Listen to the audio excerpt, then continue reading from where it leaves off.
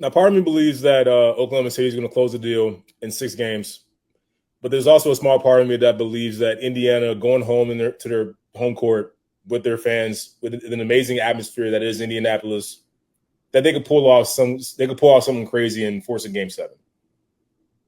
I'm like 60-40 that Oklahoma City will close it out in 6 because I got to think about Tyrese Halliburton. He's not healthy. The Pacers are preparing right now that Halliburton is not going to play with that calf injury. He was god awful in Game 5 when they needed him the most. This is why the superstar or not superstar thing keeps getting talked about with Tyrese Halliburton, because we see stuff like this. Now, he was injured, but 0 of 5, 0 of 6 from the field, 4 points off of 4 free throws. That's just not. And even before that, he wasn't all that good. He had one good game in the series. That's not a superstar. I'm sorry to say that. I like Tyrese Halliburton. I think he's a really damn good player. But we can't put him up there with the superstar level players that we know and see performances like this in the NBA Finals, by the way. We can't do that. SGA, we know he's a superstar. Because look what he's been doing. He's averaging 30 in the past 3 games. He's made big-time shots when his team needs it most. He's done that all year long. That's a budding superstar, in my opinion. Jalen Williams had an amazing game, put up 40 points. But the thing is, when I look at Game 5 and the way that shook out, Indiana started making a furious comeback. TJ McConnell was killing it. Rick Carlisle, what are you doing? Why did you take out TJ McConnell and put back in Halliburton? This you can clearly see that he's not right. Sometimes it's not. You got to sit the guy down and say, look, it's not your night, bro. I need you to be on the bench and be the best teammate as you can and cheer your guys on. McConnell has it going right now. He's helping you lead this comeback with Siakam, with Mathurin, with Nesmith. You got to let that ride. And I'm surprised that a championship level coach that Rick Carlisle is, with his experience, did that. If I don't care if he's the face of your team and all that, and he's your guy and everything. Look, if it's not going tonight, and you got something going with your backup point guard and other guys in, and you gotta let it ride. This is the NBA Finals.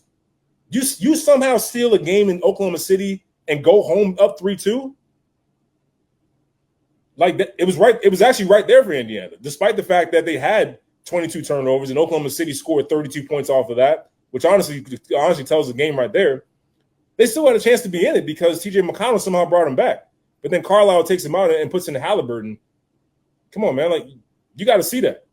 Now, I'm not a coach. I've never been an NBA coach. Rick Carlisle knows a hell of a lot better than I do. I'm just an outsider looking from the outside looking in. I thought that Halliburton should have stayed on the bench, and they should have let it ride with TJ McConnell until it didn't work anymore. Sometimes basketball is simple enough where it's like, hey, this is working. Let's not do something to change it and then somehow make it not work anymore. It was working for him.